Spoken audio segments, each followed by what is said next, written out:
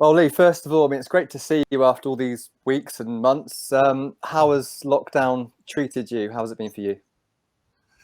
Good to see you too, mate. Yeah, it's been good. Obviously, when the government come out with what they did, you have to make the best of it. And for me, to spend time with the family and be present, often the family get what's left of you as a manager, and I think most managers would say that. So it's been nice to spend time with Isabella, my daughter, and do a bit of homeschooling.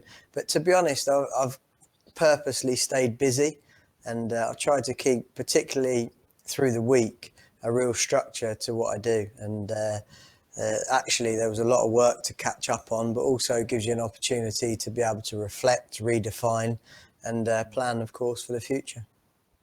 And I guess there would have been a lot of conversations, discussions regarding the returning to training, and as and when it was safe to do so. Yeah, a lot. I mean, Mark Ashton's done a brilliant job for the EFL and working with the EFL and government on getting us back to this point, and then hopefully, obviously, getting us back to playing. But not only Mark, there's people at the football club like the Doctor, Sam Morse, Andy Rolls, who have been a big part of this sort of return to play protocol. And it's taken a lot of work, and obviously I've had an opportunity to input into that, but I can't take credit for it because the guys have done fantastic. And what they've done is they've put us in a position where we can come back to work and not only be safe in terms of the cleanliness and the organisation and the protocol, but feel safe. And I think that's the most important thing. But how pleased are you that you are able to get the lads back at Fayland and to get round and kicking the ball again?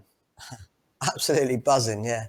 It was brilliant today. It's great to see everyone, and like, you do miss them. They're almost like your kids in one sense, because like obviously they're young, they're vibrant, they're athletic, they're committed, and they're a team. And I think that's something that you all want to be a part of. The camaraderie that comes with any team environment.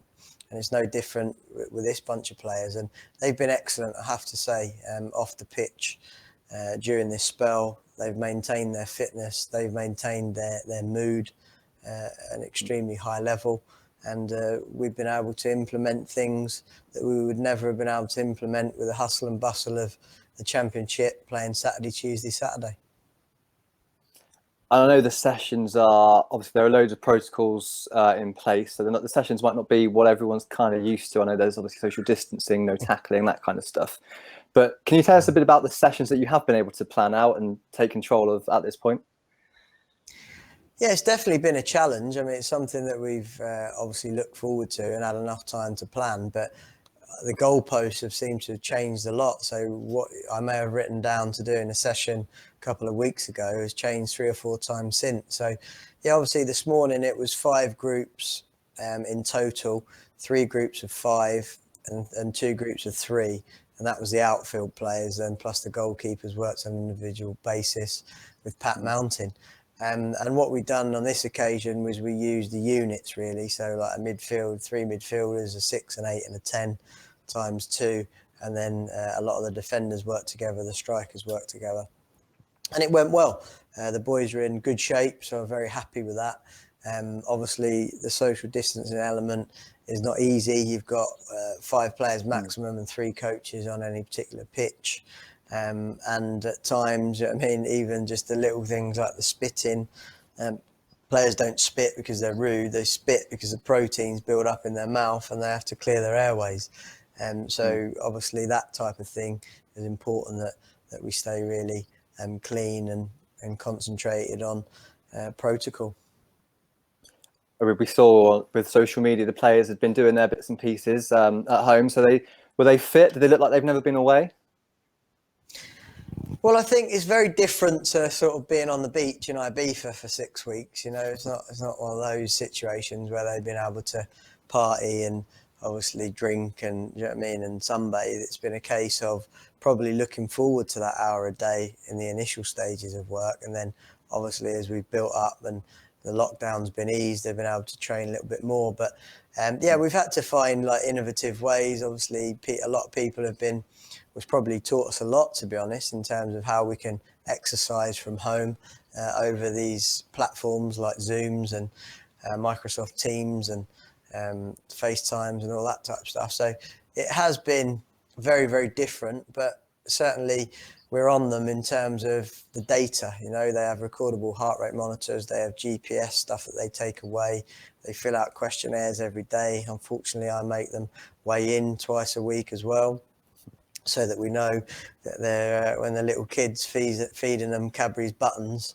that they're only having one and not the whole packet. Because what we want to do is get to the point where when they come back, we can go straight into the bulwark and we haven't got to worry too much about the lung capacity, because they've worked hard. And whether it be a yo-yo test that we done 2 or 3 days ago, or the physical Zooms that Paddy, our fitness coach, has been putting on, it's been good fun. It's been good to see everyone. Different, hard at times, and I'm very, very pleased we're back. But I think we've made the best of a very difficult circumstance. I expect you've seen some dodgy haircuts as well. Can you shine some light on those?